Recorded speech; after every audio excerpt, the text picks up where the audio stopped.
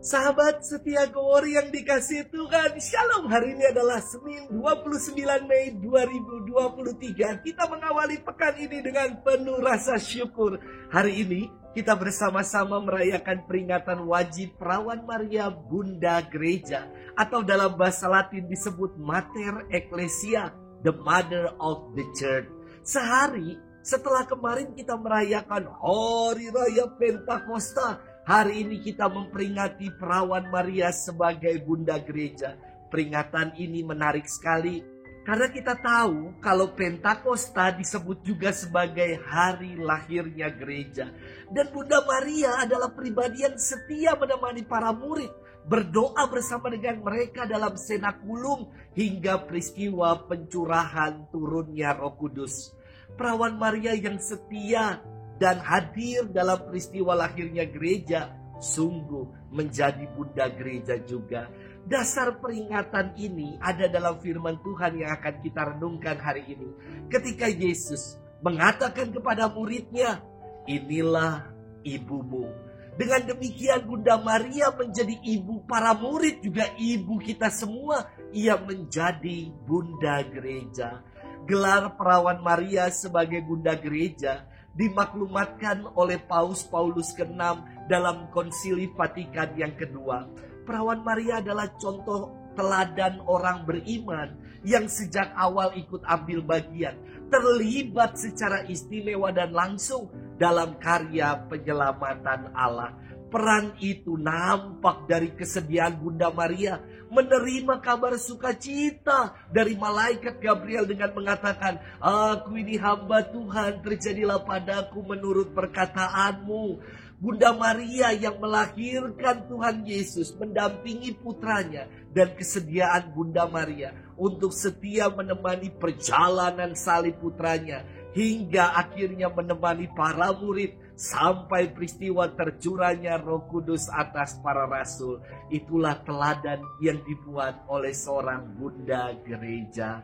Hari ini kita akan bersama-sama merenungkan firman Tuhan yang diambil dari Injil Yohanes 19 ayat 25 sampai dengan 34. Mari kita siapkan hati kita. Haleluya, haleluya, haleluya. Berbahagialah engkau Perawan Maria yang melahirkan Tuhan, dan diberkatilah engkau Bunda Gereja yang menyemangati kami dengan Roh Putramu Yesus Kristus. Haleluya, haleluya, haleluya. Tuhan bersamamu dan bersama rohmu. Inilah Injil suci menurut Yohanes, dimuliakanlah Tuhan. Pada waktu itu, dekat salib Yesus berdiri ibu Yesus dan saudara ibunya, Maria istri Kleopas dan Maria Magdalena. Ketika Yesus melihat ibunya dan murid yang dia kasihi di sampingnya, berkatalah ia kepada ibunya, "Ibu, inilah anakmu." Kemudian katanya kepada muridnya itu, "Inilah ibumu." Sejak saat itu murid itu menerima Maria di rumahnya. Sesudah itu karena Yesus tahu bahwa segala sesuatu telah selesai, berkatalah ia, "Aku haus." Supaya digenapi yang ada tertulis dalam kitab suci. Di situ ada suatu bejana penuh anggur asam.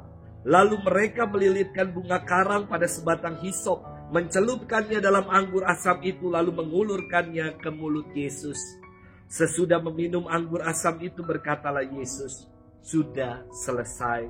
Lalu Yesus menundukkan kepala dan menyerahkan nyawanya.